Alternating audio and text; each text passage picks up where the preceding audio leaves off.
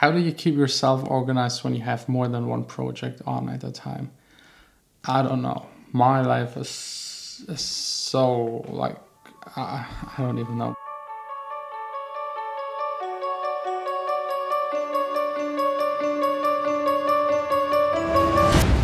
Today it's finally nice, it's sunny outside again, but it's still freaking cold and very windy, but at least some sun. As you might remember, a couple of weeks ago I asked you guys to apply, become the next Jon Sine, be mentored by me, work for me, getting paid, and I got so many applications that I just neglected going through all of them. Today I want to dedicate the entire day going through all of the applications and trying to answer as many people as I can and let them know if they are among the top 5 or not. Wow, it's cold.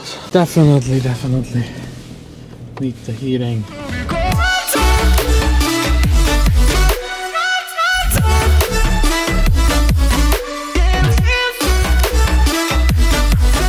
That's my breakfast, and since going through a whole lot of emails isn't the most interesting to make an entire vlog about, let's just do instead a Q&A where I answer your music production, DJ, music business questions.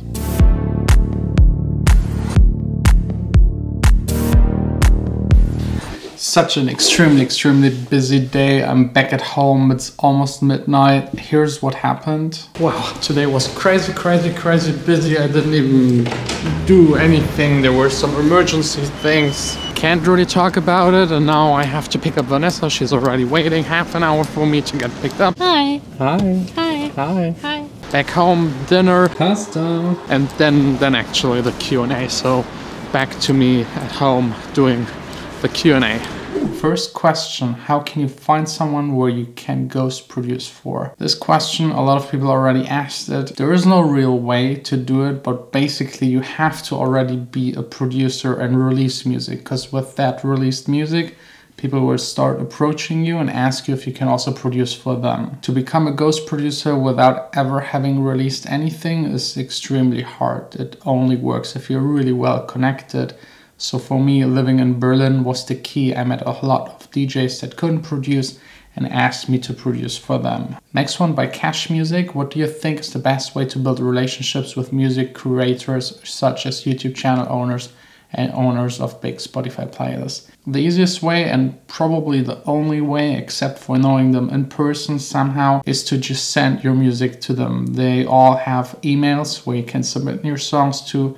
Most of them listen to everything. It might take half a month or even a month. And then it's really down to your track being extremely good. Start out with smaller channels if your music isn't good enough, because the really big channels get thousands of songs every month and they just pick the really best ones out of all of them. And over time, when your music gets better and you also get more known, you can approach the bigger channels and you have a higher chance.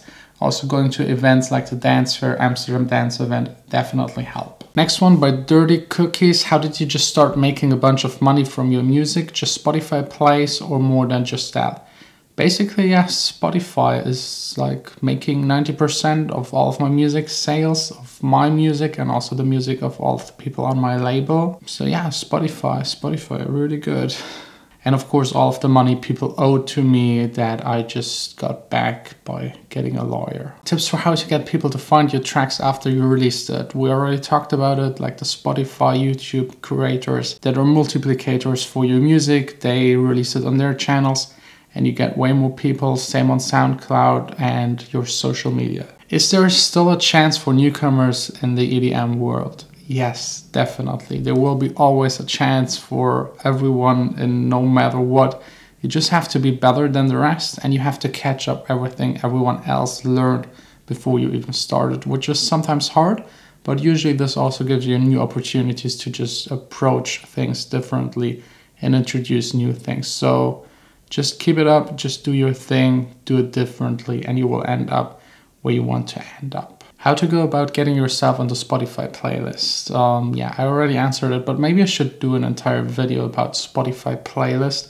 If you're interested in that, let me know. How to make vocals properly sit in the mix. That's a quite complex topic. I already made a couple of videos about how to mix vocals, But in a nutshell, get good vocals, compression, reverb, EQing, make them fit to the instrumental, or better, make the instrumental fit to the vocals.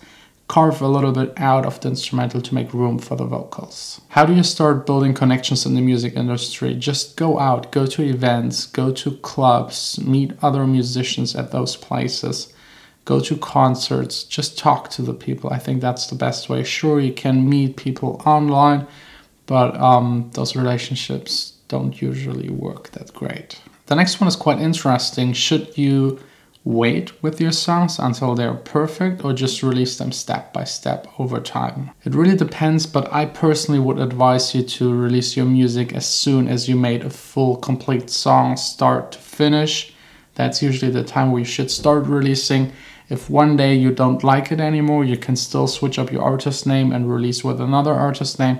But those releases, they are worth gold, because that's the experience you gain, the business side of everything, how much money you actually make with releasing songs, getting the contacts and everything. If you have the perfect song and you have never released anything before, you start from scratch and you will get screwed, and that perfect song will never find its audience. So start as early as you can. By the way, if you're looking for a label, my sineUP label, link down below in the description. If you want to, you can apply. It's still just for like invite only, but probably the easiest way and the most affordable way to get your music out there on all stores. Keep 100% of your rights and also of the income. Last question for today. Do you start tracks with anything in your master, like limiter or compression? It really depends, and I changed it in the past months because I found out some new things. But yeah, I think I just have to make an entire video about it and share that with you, because that's also something I always asked myself and struggled with. Should you have it on or not, and when to add it actually, and how to deliver it to the mastering guys. So yeah, maybe let's just do that tomorrow. Hi. Hi. Hi. Couple Q&A today. So the first question is, how do you get your hair to look so beautiful? Well, I wash it and dry it, Okay. and that's it. No one actually asked that. It's not Okay. a couple Q&A. Sorry. Okay. Maybe next time. I don't care, it's fine. Yeah? Hungry? No? No, I'm okay. Okay. No dinner tonight. Well,